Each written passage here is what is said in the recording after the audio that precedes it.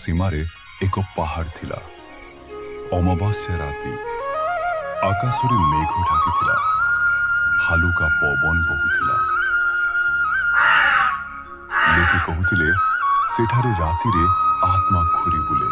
ଗୋଟିଏ କାଉ ଓ ତା ଛୁଆ ଏକ ପାହାଡ଼ ଉପରେ ଗଛ ପାଖକୁ ଗଲେ। ଅଚାନକ ଦୁଇ କାଉ ଦୁଇ ଡାହାଣୀ ହୋଇଗଲେ।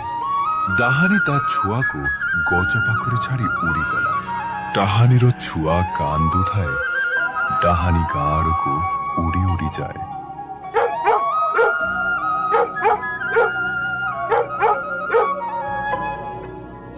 ସାମ୍ନାରେ ଏକ ଘର ଦେଖେ,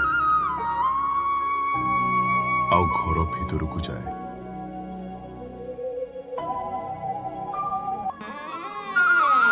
ଘର ଭିତରକୁ ଆସି ଦେଖେ ଜଣେ ପୁରୁଷ ଆଉ ସ୍ତ୍ରୀ ଶୋଇଛନ୍ତି। ସେ ସ୍ତ୍ରୀ ଜଣକୁ ଛାଡ଼ିଦେଲା ଆଉ ପୁରୁଷ ଜଣକ ରକ୍ତ ପିଇ ଚାଲିଗଲା। ସେଇ ସ୍ତ୍ରୀ ଜଣକ ସେମିତି ନିଦରେ ଶୋଇଥାଏ। ସକାଳ ହେଲା।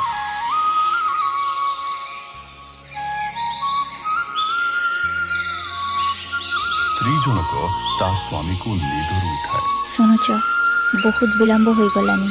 ମୁଁ ଏତେ ଡାକୁଛି, କ'ଣ ପାଇଁ ଶୁଣୁନ? କ'ଣ ହେଲା ତୁମର? ଉଠ, କ'ଣ ହେଲା? କ'ଣ କିଛି କହୁନ? ସ୍ତ୍ରୀ ଲୋକର କାନ୍ଦିବାର ଶବ୍ଦ ଶୁଣି ପାଖ ପଡ଼ୋଶୀ